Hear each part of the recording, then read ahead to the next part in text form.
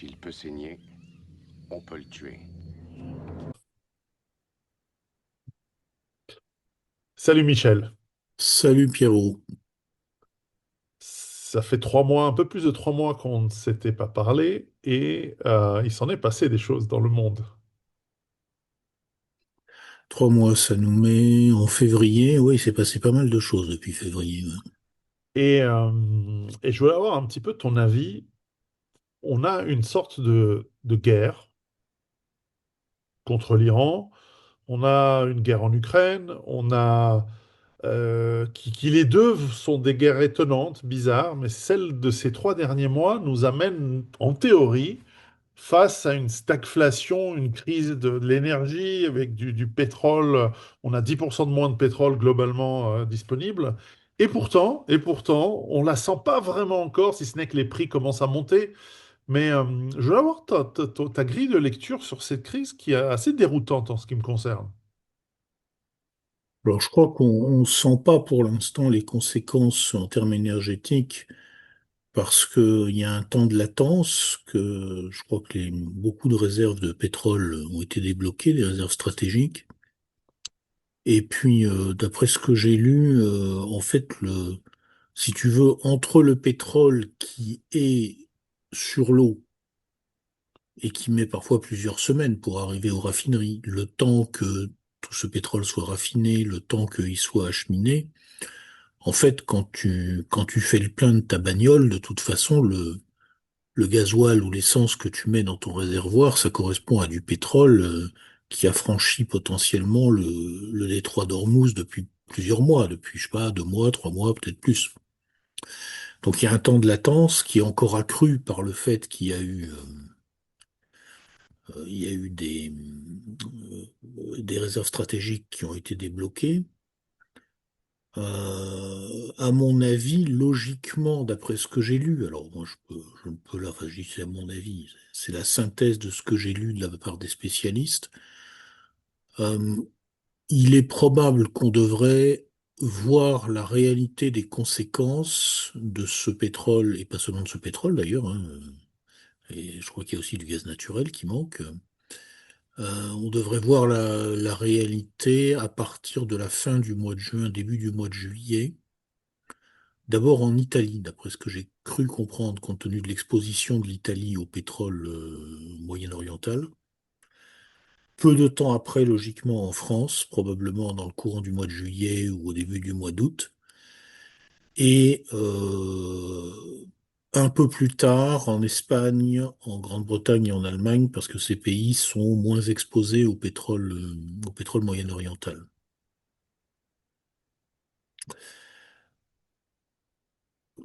Pour l'instant, je ne préjuge de rien concernant ce que vont être ces conséquences. Les spécialistes ne sont pas d'accord entre eux. Il faut dire que, comme d'habitude, les chiffres sont un petit peu flous, un peu contradictoires. Comme d'habitude, il y a des effets d'annonce des uns et des autres qui cherchent à manipuler le marché.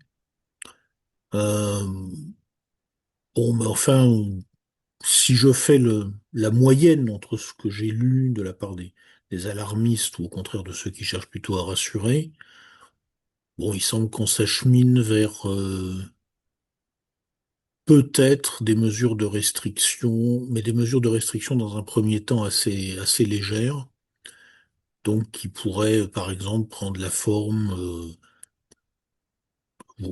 sauf si vous faites un métier qui justifie que vous ayez besoin de carburant, vous ne pouvez pas prendre plus de tant de litres de carburant par semaine, quelque chose de cet ordre. Bon, peut-être même pas, peut-être simplement des mesures d'économie diverses. Il n'y a pas non plus vraiment de transparence, j'ai l'impression, sur ce qui a été pioché dans les réserves stratégiques, alors c'est difficile de se faire une idée. Mais enfin, pour l'instant, sur ce que j'ai lu, on ne s'attend pas à une situation de blocage cataclysmique. Juste une situation de tension sur les prix, bon ça on l'observe déjà, en tout cas les prix du pétrole, mais surtout, d'ici quelques semaines, déjà des tensions sur l'approvisionnement proprement dit, mais sans blocage complet, quoi. Mhm. Ça signifie que si on ôte de l'énergie, de l'essence, du fioul et aussi un peu de gaz dans l'économie, on a une baisse de l'économie, on a une baisse de l'activité économique, on a une baisse des ventes, sans parler de la chute éventuellement du tourisme, des vacances, de la consommation. C'est très clair que si on regarde les différents paramètres auxquels le PIB est le mieux corrélé, euh, la, entre guillemets consommation d'énergie, même si c'est pas vraiment une consommation, c'est pas le terme juste, mais on va appeler ça comme ça, c'est le paramètre enfin, un des paramètres les plus corrélés, hein. À partir du moment où on a, bon, on peut faire le calcul, hein, 100 millions de barils par jour, admettons qu'il en manque 10%, ça fait 10 millions de barils. 10 millions de barils qui ne rentrent pas, ça fait quoi? Ça fait 1 milliard de dollars à peu près. Bon, il faut rajouter le gaz naturel, il faut rajouter les engrais, il faut rajouter tout ce qui va. Les taxes en moins que l'État perçoit. Ça, en tout cas, en France, je fais confiance à l'État pour se rattraper, ne t'inquiète pas. Leur créativité est sans limite. Euh, et puis les taxes ne font pas du PIB, si tu veux. Ce qui fait du PIB, c'est l'entrée de l'énergie dans le système. On est en impact direct, on doit être à, oui, on va dire 300, allez, 500-600 milliards peut-être par an. Donc, disons, allez, on va dire entre 50 et 100 milliards, je vais être très large, hein, c'est entre 50 et 100 milliards par mois. Voilà. Donc, entre 500 et 1000 milliards peut-être par an, c'est difficile de se faire une opinion précise. Alors ça, c'est l'impact direct de l'énergie qui ne rentre pas. Mais après, il y a toutes les activités qui vont être perturbées du fait que cette énergie ne rentre pas. Et là, tu as un effet multiplicateur, certainement par 2 ou par 3. Oui, donc logiquement, à l'échelle mondiale, on est peut-être sur je sais pas, c'est pifométrique, tu vois, mais on est sur un truc qui va mécaniquement enlever 2, 3, 4% de croissance, en supposant qu'il n'y a pas d'effet domino, c'est-à-dire que la crise reste contenue et que ça ne déclenche pas des blocages en cascade. Mhm, Pour l'instant, le scénario qui semble être le plus probable à ce stade de la compétition. mhm. C'est déjà pas mal, Pourtant, hein. Je veux dire, oui, pour nous, Français, qui étions déjà juste, tu vois, 1% de croissance largement imaginaire, ça veut dire qu'on bascule dans la récession. ouais. En ajoutant de l'inflation, puisque nous sommes malgré tout, dans une économie où on injecte beaucoup d'argent par l'État, par les banques centrales. Et donc, on risque d'entrer dans cette fameuse stagflation qui hante les économistes depuis les années 70, depuis la fin des années 70, puisque c'est ce qu'on a eu entre 73 et 81 à peu près. Et donc voilà, une stagnation économique avec de l'inflation, ça en général, en tout cas c'est ce qu'on apprend, ça tue particulièrement, ça détruit particulièrement les gens les plus modestes, les moins solides financièrement. Ben, je me souviens, tu vois, il y a une petite quinzaine d'années, j'avais, à l'époque où, bon, on prenait encore j'avais encore l'outrecuidance de donner mon avis en public, j'avais fait une espèce de petite conférence à l'invitation une association, et j'avais dit, en gros, en France, on devait être en 2012 ou quelque chose comme ça, en France, il y a des gens qui sont pauvres, bien sûr, mais la pauvreté biologique, la vraie pauvreté, reste un phénomène très très marginal. En Mhm. 2012, tu pouvais dire ça, c'est-à-dire que la pauvreté relative n'était pas négligeable en France, mais Mhm. ça restait une pauvreté relative, c'est-à-dire c'était la pauvreté du mec qui vit dans une société où il est considéré comme normal pour les gens d'avoir un téléphone portable en bon état, il casse son téléphone portable et il peut pas le remplacer. C'est de la pauvreté relative, c'est-à-dire qu'il est pauvre relativement aux standards de la société dans laquelle il vit. Mais il y a des milliards de gens sur Terre. Si tu leur dis que t'es pauvre parce que t'es obligé de garder un téléphone dont l'écran est cassé, ils vont éclater de rire, hein. Si tu vas expliquer ça dans les pays où les mecs ils savent pas ce qu'ils vont manger le soir, ils vont éclater de rire, hein. Non, ça va les faire marrer. Bon, j'avais dit ça.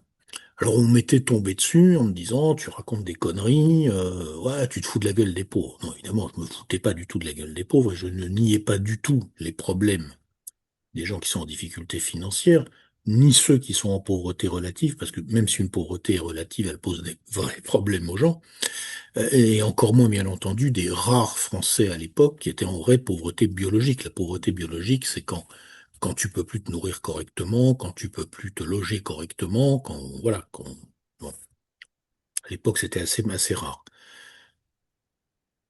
Je pense qu'aujourd'hui, déjà, c'est moins rare, hein. Je pourrais pas dire exactement la proportion parce que c'est très difficile d'évaluer les conditions de vie des gens qui sont, disons, dans le premier décile ou même disons, les deux premiers déciles de la stratification des revenus. Parce que, si tu veux, imaginons par exemple un mec qui a un potager et qui gagne 3 000 € par mois. Son potager ne change pas grand-chose, en fait, à son niveau de vie. Maintenant, imagine un mec qui a un potager et qui gagne 600 € par mois. Son potager fait une très grosse différence. Or, le potager, il n'est pas comptabilisé dans les statistiques. Donc, tu vois, ça dépend. C'est savoir qu'il y a telle proportion de Français qui ont des revenus très faibles, te dit pas quelle est la proportion d'entre eux qui sont en pauvreté biologique, parce qu'il faudrait savoir quelle est la proportion d'entre eux qui ont des revenus très faibles, mais qui, par ailleurs, disposent d'un certain nombre d'avantages non pécuniaires. Bon. Donc c'est difficile à évaluer tout ça, mais je pense que la pauvreté biologique en France maintenant commence à devenir une réalité beaucoup moins négligeable qu'il y a 15 ans. Parce que si tu veux, on voit descendre le pays. On le voit descendre petit à petit. Il y a plein de petits signaux. Puis même si, bon, moi je suis un sale bourgeois, n'est-ce pas? J'appartiens au bas de la classe moyenne supérieure, on va dire. Donc je n'ai pas de problème quand je vais faire mes courses, mais je vois bien le ticket, je vois bien la tronche qu'il a.